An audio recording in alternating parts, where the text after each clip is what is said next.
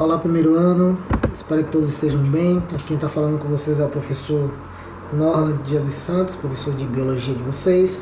Como vocês perceberam, eu tive um problema técnico, então infelizmente a minha câmera não está funcionando. Então vocês, nessa primeira aula, vocês vão escutar somente a minha voz, juntamente com o auxílio da apresentação que eu preparei para vocês. Eu vou iniciar primeiro dizendo que estou muito motivado, é um momento diferente para a gente, mas eu espero que seja uma oportunidade da gente aprender novas experiências, novas habilidades. Então a gente vai se adaptar e, se tudo der certo, vai sair fortalecido dessa situação.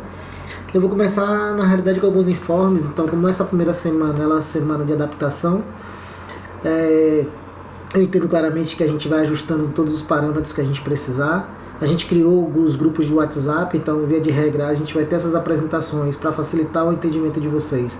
As dúvidas que vocês tiverem da apresentação e do conteúdo que vocês lerem e acompanharem, não só por materiais adicionais que eu enviarei para vocês, mas também pelo livro, vocês poderão sempre enviar para mim via WhatsApp, nos grupos que a gente fez.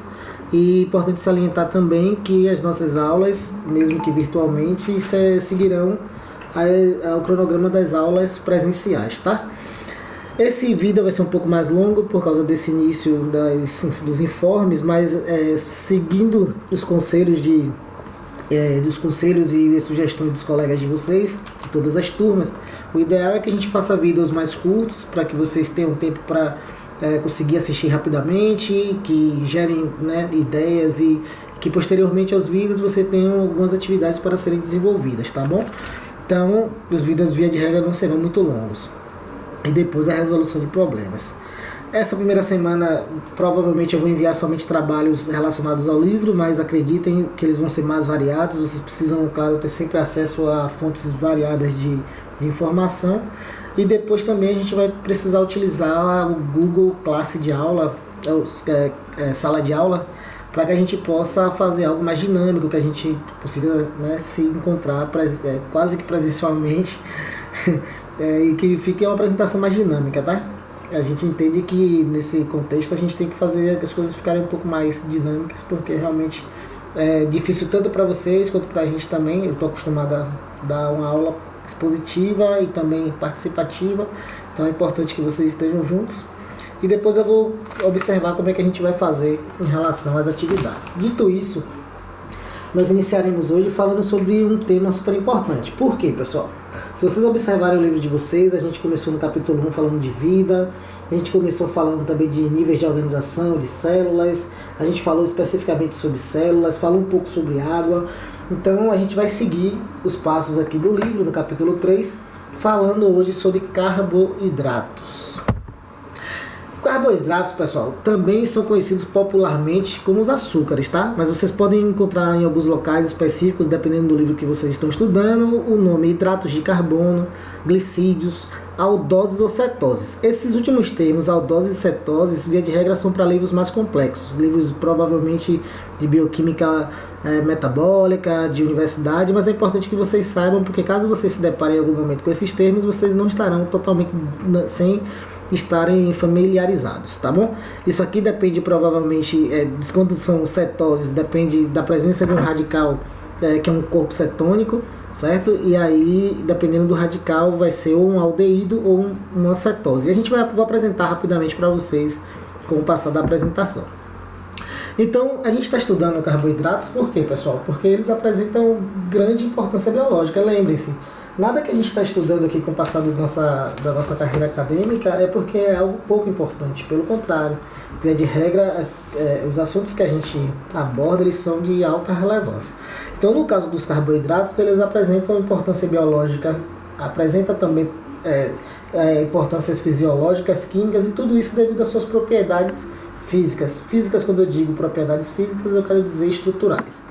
Quando a gente pensa em estruturais, a gente imagina que mudanças estruturais, por exemplo, dessas estruturas modificam, por exemplo, o resultado final desses carboidratos. Então percebam, a gente tem duas funções extremamente importantes que devem ser levadas em consideração quando a gente pensa em carboidratos. São funções gerais. A primeira é uma função energética e a segunda é uma função estrutural. Então, pessoal, quando a gente pensa em função energética, a gente tem que levar em consideração duas coisas importantes. Vocês já devem ter escutado falar, olha, a pessoa que está de dieta diminui, por exemplo, o consumo de carboidrato. Por quê? Porque além de ser uma fonte de energia, ou seja, a gente precisa se alimentar de carboidratos, por isso essas dietas, sem nenhum tipo de auxílio profissional, são extremamente prejudiciais, porque, via de regra, os carboidratos funcionam como fonte de energia fundamentais para os nossos organismos. Mas também é claro que existem alguns carboidratos que podem atuar como reserva de energia, certo? Então é importante que a gente tenha em mente essa relevância desse grupo. Então outra coisa importante também é que ele desempenha uma função estrutural, não só da célula, que a gente vai perceber, então por isso a gente vai seguindo o conteúdo, mas também nos corpos de alguns animais específicos que a gente vai falar sobre isso. Lembrem-se, na biologia, assim como na maioria das ciências, a gente tenta organizar, a gente tenta classificar. E para quê? Para facilitar a nossa compreensão. Então agora vocês vão perceber que existem alguns tipos de carboidratos. Os menores carboidratos são considerados como monossacarídeos, ou seja, ou monossacarídeos ou OSEs. Vocês também podem ver os dois termos, tá? Eles são conhecidos também como monômeros. E uma das coisas importantes, pessoal, é que quando eu estou dizendo que eles são menores e que possuem uma quantidade pequena de carboidratos, ou seja, eles são monômeros menores, a gente tem que considerar o seguinte, vocês poderiam me perguntar, tá, professor, mas menor quanto? Então, pessoal, nesse caso aqui a gente vai levar em consideração a quantidade de carbonos que existem em cada carboidrato. Então, se esse carboidrato apresenta, por exemplo, entre 3 e 7 carboidratos, entre 3 e 7 átomos de carboidratos, a gente vai considerar ele como um monossacarídeo. Perceberam? Então, note, qual é a fórmula geral? Geralmente, quando a gente vê fórmula, a gente se assusta, tende a achar que não entendeu a fórmula. Mas é uma fórmula super simples. Então, a fórmula geral dos carboidratos é o seguinte: CHO. Então, o C, né, subscrito N, o H duas vezes o N e o O com o N. Aí você podia me perguntar também, poxa, mas aí eu também não consigo entender o que significa esse N. Pessoal, lembra que eu falei que os monossacarídeos são os menores carboidratos e que a gente leva em consideração, por exemplo, a estrutura desse carboidrato para a gente definir qual é a característica dele, qual é a classificação dele? Então, percebam, se eu estou dizendo que a gente leva em consideração os átomos de carbono, que se tem de 3 até 7, eles são monossacarídeos, vocês já perceberam claramente que esse N trata-se dos átomos de carbono de cada monossacarídeo. Então vamos por partes. Se ele tem, por exemplo, 3 átomos de carbono, esse monossacarídeo será uma triose. E como é que eu faço, pessoal? Veja que as fórmulas são as mesmas, estão em vermelho, a mesma fórmula geral que eu coloquei anteriormente. Somente para que vocês tenham ideia de como é que funciona. Eu simplesmente substituo o N pelo o número de carbonos. Então o C agora vai ser C3. O H não é 2 vezes o N, então significa que são 2 vezes o 3. 2 vezes o 3 dá 6. E o O agora a gente vai colocar no N o 3. Então uma triose seria C3H6O3. Se for com 4 carbonos, pessoal, então lembre-se lá, o Brasil foi tetra uma vez, né? Por quê? Porque ele era campeão mundial 4 vezes. Então esse termo tetra significa 4 vezes. Então agora que eu sei que é uma tetrose, eu simplesmente substituo o N pelo 4 e a gente vai ter agora um C4H8O4. A gente tem a pentose, lembre-se, se é pentose são 5. Então a mesma coisa, a gente vai substituir o N por 5. E a hexose, o N por 6. E a heptose, o N será substituído por 7. Aí você pode me perguntar o seguinte: mas professor, que desespero, eu preciso saber todos esses? Calma, meus queridos, a gente sempre tem como facilitar a compreensão para que a gente tenha maior entendimento das coisas. Então percebam, quais são os monossacarídeos, ou seja, as oses, é a mesma coisa, tá, pessoal? Porque dependendo do livro, você pode ter o termo monossacarídeos ou você pode ter oses. Quais são os mais exigidos, por exemplo, nas avaliações? Não só na minha avaliação, como também no vestibular, nos concursos. Então a gente vai fazer o seguinte, a gente vai identificar quais são essas. As mais exigidas são as pentoses e hexoses. E vocês vão entender agora o porquê. Aqui você tem um monossacarídeo, certo? Na coluna, a nossa extrema esquerda, que é uma pentose. É uma pentose genérica, né, pessoal? Então, pentose por quê? Porque a gente já sabe que o número de carbonos que tem nesse monossacarídeo são 5. Na fórmula eu substituí, tá vendo? Então eu vou substituir onde era N, eu vou colocar o 5, então fica C5H10O4. E por que O4, pessoal? Porque nesse caso aqui é uma exceção, tá? Pois ele apresenta uma quantidade menor de oxigênio. Então fiquem tranquilos. Essa pentose aqui é uma pentose que ela tem essa exceção que você precisa memorizar. Porque isso pode cair provavelmente no vestibular de vocês. E por que ela é importante, pessoal? Porque essa pentose é uma desoxirribose. E qual é a função que ela tem? Ela é um açúcar, por exemplo, monossacarídeo que participa da constituição do nosso DNA. Deu para entender claramente? Lembrando que as dúvidas vocês podem enviar via WhatsApp para a gente, né, diminuí-las ou removê-las. Então note, e se eu tenho uma desoxirribose, eu também tenho uma outra pentose. Como é o nome dessa pentose? A ribose. Nesse caso aqui ela não tem aquela diminuição, que é uma exceção, no número de oxigênios. Ela tem a quantidade certinha lá de oxigênios. Por ser uma pentose, a gente substitui o N por 5. E essa pentose faz o que? Participa da constituição do RNA. Por isso elas são tão importantes. Mas lembre-se que eu disse que além da pentose, existiam também carboidratos importantes hexoses, ou seja, com 6 carbonos na sua estrutura. E a gente vai daqui a pouco pensar sobre elas. Aqui é somente para que vocês entendam, ó, pessoal, a representação gráfica entre as pentoses que eu falei, ou seja, a desoxirribose e a ribose, certo? Então perceba aqui, ó.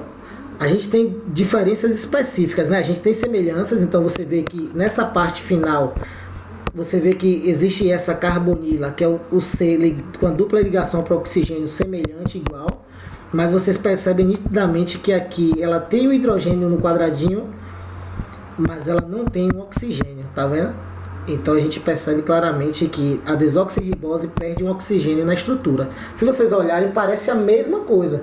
Mas está vendo que na hidroxila aqui da ribose tem um OH? Na desoxirribose está faltando o H. Lembra que eu falei com você naquela tabela que ele é uma exceção? Então você consegue estruturalmente já perceber a diferença entre eles. Perfeito? Fora isso, você vê que eles são muito semelhantes. Outra coisa também importante, lembre-se que eu falei que tinham os monossacarídeos com 6 carbonos. Então a gente já sabe a fórmula, a gente já sabe como fazer, que tem uma fórmula geral, onde a gente vai substituir o número, a letra N pelo número de carbonos. Então aqui a gente já sabe como é a glicose, ó, pessoal. A glicose tem quantos carbonos? 6. Então eu substituo C6H12O6. Poxa, mas por que a glicose ela é importante? Porque ela é o principal fornecedor de energia para a atividade celular. A gente guarda, na realidade, uma degradação dessa glicose, via de regra, em formato de glicogênio, que serve para dar energia para a gente. A gente vai ver um pouquinho mais na frente. E outra coisa importante é que essa glicose também ela é base para a formação de carboidratos mais complexos. Perceberam? Então notem, a gente vai seguir adiante. Qual é o outro monossacarídeo que tem 6 carbonos, que também é muito importante, pessoal? A frutose. Porque também é mais uma fonte de energia para a gente. E qual é a outra? A galactose. Aí você pode me perguntar assim, mas professor, mas se todas têm 6 carbonos, todas são iguais? Lembre-se, não são. Porque a representação gráfica das hexoses, aqui é um detalhe ali, tá pentose, mas são hexoses, vocês sabem, porque a gente estava falando dos carboidratos com 6 carbonos. Você vai perceber nitidamente que a parte final aqui no quadrado vermelho, nessa parte inicial ou final, dependendo do ponto de vista, você vai perceber que é totalmente diferente, né? A carbonila, por exemplo, o carbono com a dupla ligação para o oxigênio aqui é no meio da estrutura, na frutose, enquanto que na glicose e na galactose ela é na parte do radical, quase que na parte final, ou seja, ele é livre, né? Ele é numa estrutura mais distal. Outra coisa importante é que lá, ó, quando a gente vai contando os carbonos da glicose e da galactose, onde está o quadrado vermelho, para a gente comparar, a gente percebe também que tem uma inversão nessa estrutura. Perceberam? Então, somente por essa inversão, vocês já percebem que muda, por exemplo, o carboidrato. Na glicose, você tem H, carbono, hidroxila o H, e já na galactose é o contrário. Primeiro vem hidroxila, o carbono e depois o outro hidrogênio. Perceberam? Então vamos seguir. Então, note, se eu falei de tudo isso que são monossacarídeos e que a gente tem uma fórmula que pode simplesmente observar a estrutura de acordo com a quantidade de carbonos, significa que lá tem poucos, eu falei, só são de 3 até 7. Mas note, a vida sempre é muito mais complexa, então a gente vai seguindo com complexidade, né? Então perceba, ó, a gente tem uma classificação que é dos oligossacarídeos. Quando a gente tem esse termo oligo, significa poucos, pessoal.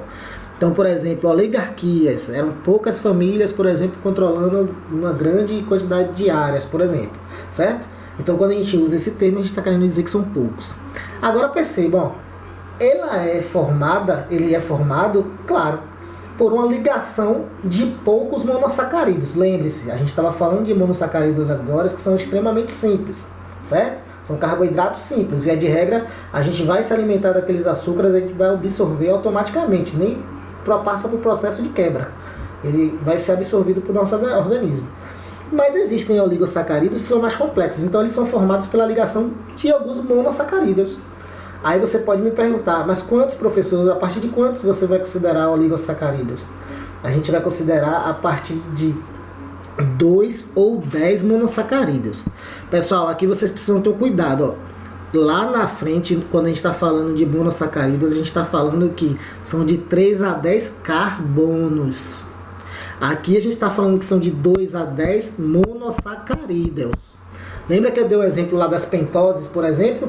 Então perceba, é como se a gente tivesse o da hexose, não tem problema, glicose e frutose. Glicose é um monossacarídeo, frutose é um outro monossacarídeo. Se eu juntar os dois, pessoal, o que é que vai dar? Provavelmente vai dar uma outra estrutura que vai ser o que? Agora considerada um oligossacarídeo, porque são dois monossacarídeos juntos, que a gente chama na verdade de disacarídeos, que a gente vai falar posteriormente. Como é que eles se unem? Eles se unem por uma ligação glicosídica. Aqui é muito importante. Essa ligação ela é feita a partir da desidratação. E a gente precisa lembrar que na biologia a gente tem que entender os termos que a gente utiliza. Se eu estou dizendo que é desidratação, a desidratação via de regra é o quê? A remoção de água. Então note, para formar essa ligação glicosídica é a partir da desidratação e sempre tem a liberação, ou seja, a perda de uma molécula de água. Beleza? Então vamos seguindo. E aí você vai me dizer, professor, eu preciso saber também de todos esses oligossacarídeos? A preferência é que sim, mas claro, você pode não ter interesses em ser bioquímico, químico, entre outras coisas. Então o que é que a gente precisa aprender? A gente precisa aprender, claro, os oligossacarídeos que são mais exigidos aonde? Nas avaliações, nos vestibulares, por exemplo. E aí a gente tem agora a nossa visão do que a gente está falando, que são principalmente os disacarídeos. Se eu digo que algo é utiliza esse termo di, significa provavelmente que é formado por duas estruturas. E se a gente está falando de carboidratos, a gente está falando aqui que é formado por 2 carboidratos. Então a gente vai considerar o primeiro monossacarídeo e o segundo monossacarídeo, e a união deles dois. Se eu junto, por exemplo, glicose com glicose, eu tenho um oligossacarídeo. Como é o nome dele? Maltose. Se eu junto glicose com frutose, eu já vou ter a sacarose. E se eu junto galactose com glicose, eu vou ter a lactose. Se a gente perceber a presença dessa lactose, por exemplo, a gente pode dar um exemplo do leite, né, que a gente utiliza bastante. Perceberam, pessoal? Até aí? Então vamos seguindo. Aqui é somente para que vocês percebam como é a estrutura, a síntese de desidratação da sacarose. Lembra que eu falei lá que glicose com frutose gera uma sacarose? Então você está vendo aqui na esquerda, na nossa esquerda aqui, a molécula de glicose, ela vai se unir com a da frutose. Mas lembra que tem ligação glicosídica? Então essa ligação aqui faz com que agora mude para a sacarose a estrutura e também perca uma molécula de água. Pessoal, se eu vou juntando N moléculas aí de glicose, frutose, entre outros monossacarídeos, todas as ligações vão liberar uma molécula de água. Então se tiver 30 monossacarídeos juntos, significa que provavelmente perdeu a água sempre nesse tipo de processo. Isso é importante porque a gente tem que levar em consideração na hora que a gente for observar as questões associadas à fórmula geral dos carboidratos. E note, se eu tenho agora monossacarídeos que vocês já sabem que são de 3 a 7 carbonos, e eu tenho agora oligossacarídeos que são poucos, né? Que são até 10, provavelmente até 10 monossacarídeos. Agora a gente tem o que? Algo que é muito maior, muito mais complexo. Então os polímeros, os polissacarídeos, aí agora a gente está falando de uma quantidade grande de ligações. E aí você também, mais uma vez, pode me perguntar: mas professor, quantos monossacarídeos? Grande parte da nossa referência que a gente utiliza, inclusive, no nosso centro de ensino, é justamente que a partir de 10 monossacarídeos juntos, a gente vai simplesmente ter a estruturação de um polissacarídeo. Como eu falei, ele é mais complexo, então para a gente absorver é totalmente diferente lá do monossacarídeo, que a gente simplesmente absorve automaticamente. Ele não tem uma hidrólise, ou seja, ele não precisa de uma quebra para digerir. A gente simplesmente o absorve. Então esses polissacarídeos, nesse caso, a gente precisa, na grande maioria das vezes, de enzimas específicas para quebrá-lo em moléculas menores para que a gente possa absorver. Mais uma vez, lembre-se, essa ligação também é feita por meio de uma ligação glicosídica. Se é feita a partir de uma ligação glicosídica, tem desidratação, ou seja, perde uma molécula de água a cada união dos monossacarídeos. Outra coisa, professor, preciso saber de todos os polissacarídeos? Não, mas vocês precisam saber especificamente desses, porque em uma das provas que você vai fazer na sua vida, se tiver, por exemplo, informações a respeito de carboidratos, vocês terão que aprender sobre isso. Então, a gente vai falar aqui sobre glicogênio, amido, celulose, pectina, quintina e heparina. Então, vamos lentamente. Falando de glicogênio. Glicogênio é a principal reserva energética animal. Onde é que a gente tem esse acúmulo de energia? Nos principais locais, quais são? O fígado e o músculo. Se você parar para pensar bem, você vai fazer uma atividade, uma caminhada, vai acordar de manhã, vai se espreguiçar, não importa, tomar café, tudo isso você precisa de glicogênio, você precisa de energia, né, pessoal? Se você precisa de energia, você tem uma reserva para utilizá-la durante o seu dia a dia. Agora, por outro lado, você também tem o amido. E esse amido não é uma reserva animal, mas agora é vegetal. Lembra que, por exemplo, a gente às vezes come aipim, macaxeira, todo esse tipo de coisa? Então, ali é rico em amido. E o que é amido, pessoal? Carboidrato. Carboidrato de qual tipo? Polissacarídeo, ou seja, a união de vários monossacarídeos juntos. E onde é que fica? Principalmente nas raízes e no caule. Se você for perceber, na macaxeira a gente não arranca como se fosse para pegar a raiz, justamente porque é lá que está rico de amido, ou seja, em carboidratos. E a gente precisa de carboidratos, por quê? Porque vai nos dar energia. Perceberam? A gente tem também um outro polissacarídeo, que é o mais abundante na realidade, porque faz parte da parede vegetal, é justamente a celulose. Lembrando que a gente não tem enzimas para a digestão da celulose, tá, pessoal? Então é bem importante isso. A pectina também é estruturante da parede vegetal. A quintina é estruturante também, mas na parede dos fungos e no exoesqueleto de artrópodes. Vamos dar um exemplo de artrópodes? A baratinha lá que voa na nossa casa, ou em algum lugar específico, e que a gente simplesmente pisa. Quando a gente pisa, a gente não escuta aquela zoadinha crocante, como se estivesse quebrando.